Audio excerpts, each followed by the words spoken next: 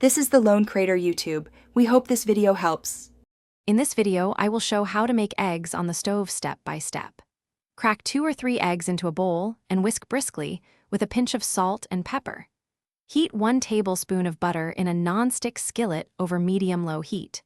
Pour the eggs in and stir gently with a spatula, folding edges toward the center until soft curds form and the eggs are just set.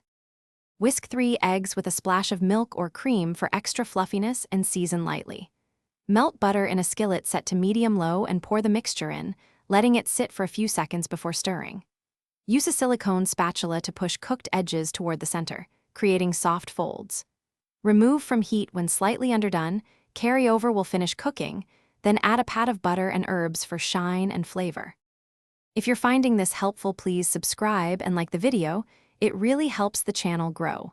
Quick recommendation: Robot Face, upgrade your clean game with the Shark AI Ultra Robot Vacuum Voice Control, a fun way to keep your kitchen tidy while you cook. I love how it handles crumbs and keeps floors ready for breakfast.